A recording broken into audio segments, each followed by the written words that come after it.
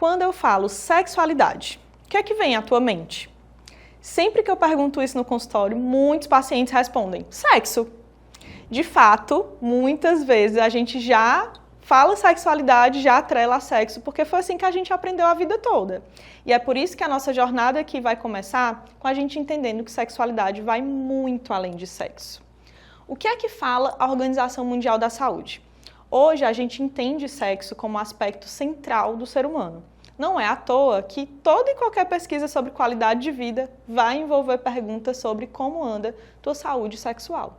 Então, sexualidade vai envolver identidade, orientação, sexo, erotismo, reprodução, intimidade, prazer, autoestima. E ela vai ser expressa através dos nossos pensamentos, sentimentos, desejos, crenças, valores, ações. Então, vai estar aqui, né, entremeado dos nossos comportamentos, das nossas relações, de como a gente se relaciona com o nosso corpo, de como a gente se relaciona também com o corpo do outro. E por isso vai ser atravessada, influenciada por vários fatores. Desde fatores biológicos, psicológicos, sociais, como também fatores religiosos, culturais, econômicos.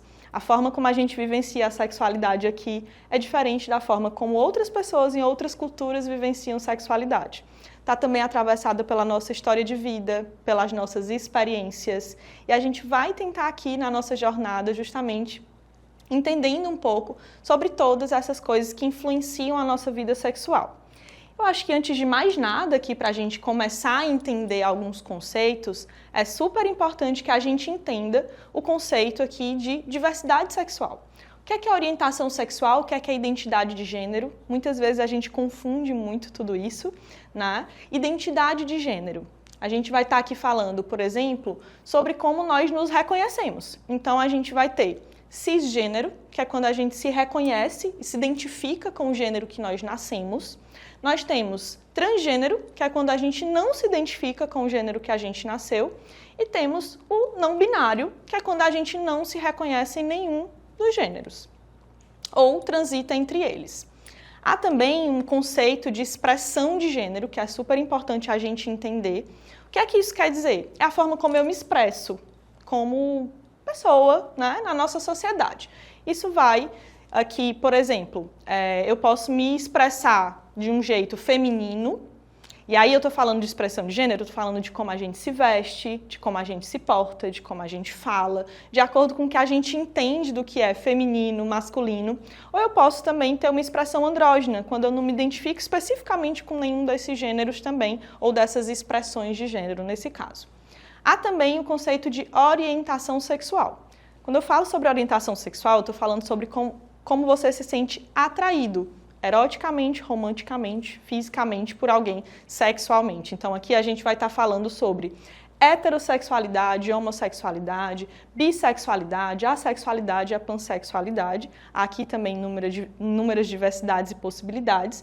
E quando eu falo sexo biológico, eu estou me referindo aqui, em poucas palavras, à nossa genitália, né? Então eu estou falando sobre características físicas, né, de sexo com o qual a gente nasceu. Então eu estou falando aqui sobre macho, fêmea ou intersexual.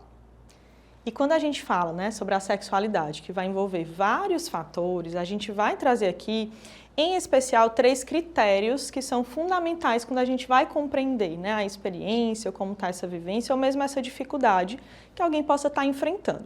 Então vamos lá, a gente vai ter um critério, né, que é o critério social, ou seja, existe uma norma social compreendida, né, em que a gente vai estar, de algum modo, submetida a essa norma, a depender de onde estamos, em que época estamos, ou seja, se a gente está falando de uma norma social, é algo que pode mudar aí também ao longo do tempo.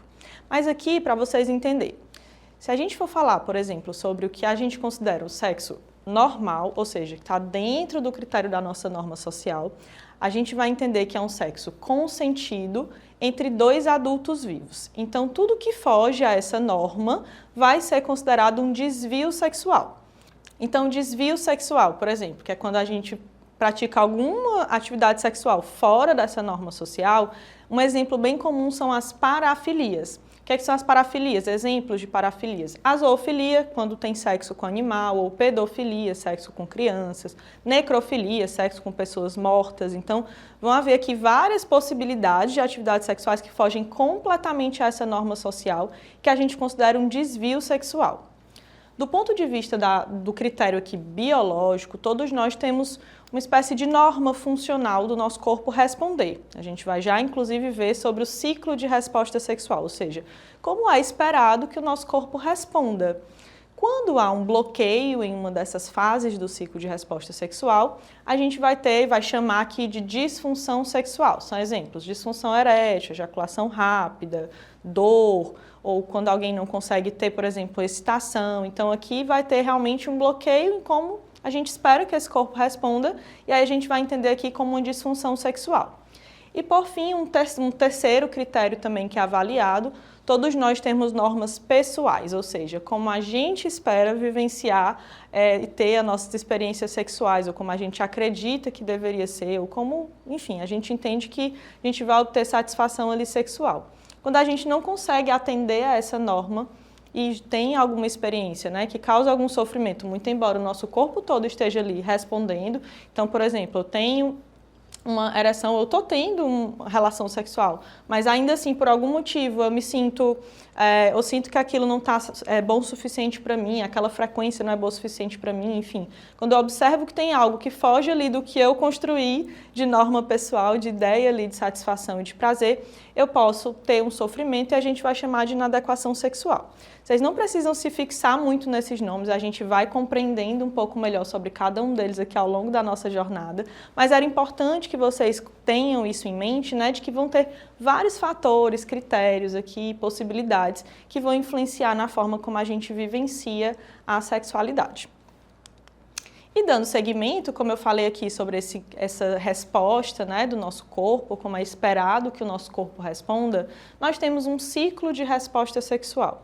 Vai ser super importante para a gente entender também quando a gente for falar sobre disfunções, quando a gente for entender cada um deles, inclusive, de uma forma mais esmiuçada, né, mas aqui para vocês entenderem de uma forma bem ampla. A gente vai ter uma fase que a gente diria que número 1, que é o desejo, é como se fosse o gatilho, né, uma fase bastante complexa e que a gente chama de multifatorial. Por quê? Porque ela vai sofrer influência de vários fatores. Desde os fatores sociais, ou seja, a partir de onde eu vivo, como é que eu construí minha ideia, inclusive, de sexo e de prazer, o meu desejo vai estar influenciado dessa forma, ou seja, o que é excitante, estimulante numa determinada cultura pode ser estranho numa outra cultura, então vai sofrer aí aspectos sociais, culturais, vai sofrer também de aspectos muito individuais, ou seja, um estímulo que desperta o meu desejo, no meu caso, assim, especificamente, às vezes vai ser aversivo para outra pessoa. Então, a gente vai ter alguns aspectos individuais e muito realmente íntimos, assim, do que é estimulante, né, do que desperta o meu desejo, que às vezes não é a mesma coisa que desperta o da outra pessoa. A gente vai ter também, vai sofrer influências aqui, né, de um fator, por exemplo, biológico também. Então, por exemplo, questões hormonais, né, adoecimentos podem aqui influenciar na manifestação do meu desejo ou no quanto esse desejo ele está ali, né, muito ativo para mim ou não. Também fatores psicológicos, se eu estou enfrentando algo do ponto de vista psicológico, estresse, sobrecarga, depressão, ansiedade, enfim, conflitos no meu relacionamento. Então, tudo isso vai influenciar também o meu desejo. Um outro ponto também bem importante que a gente vai falar bastante, como uma das minhas experiências, a partir de como está a minha experiência sexual, enfim, como é que está a minha experiência com o meu corpo, minha autoestima também, isso vai influenciar em como também se dá o meu desejo naquele determinado momento. E esse desejo ele pode sofrer influência do tempo, da idade, da fase do meu relacionamento. Então tem aqui uma série de coisas que precisam ser consideradas e que ao longo aqui da nossa jornada a gente vai compreendendo cada uma delas. E vai também aí se fazendo perguntas, né, de como eu posso perceber e avaliar o que é que pode estar influenciando o meu desejo nesse momento. O quanto eu tenho alimentado esse desejo, essa libido na minha vida, né? Uma outra fase é a excitação, né, que é a resposta do corpo ao desejo. Então, quando esse desejo ele encontra, né, ali um estímulo direto ou indireto, o nosso corpo ele responde com a excitação.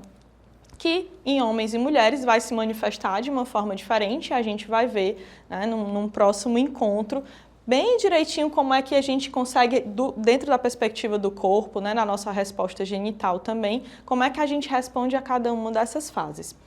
Quando essa excitação ela chega ali no ápice, né, a gente vai estar aqui entrando numa terceira fase desse ciclo de resposta, que é o orgasmo, que é uma experiência essencialmente psíquica, que no homem ocorre muitas vezes junto da ejaculação, embora sejam coisas distintas, né, mediada por sistemas distintos, a gente vai ver isso melhor posteriormente. E por fim, a resolução, que aí vão ter também muitas particularidades aqui de homens para mulheres, em especial porque os homens eles vão ter um que a gente chama de período refratário, que é um tempo que ele precisa até que ele consiga responder a todo esse ciclo novamente, certo? De uma forma bem ampla, esse é o nosso ciclo de resposta sexual. No nosso próximo encontro, eu vou estar abordando um pouco melhor quando há algum bloqueio em uma dessas fases desse ciclo e a gente acaba vivenciando a sexualidade de uma forma que traz sofrimento ou frustração. Então, a gente vai entender melhor sobre as disfunções sexuais no nosso próximo encontro. Qualquer dúvida, mandem no chat, a gente se comunica. Um abraço.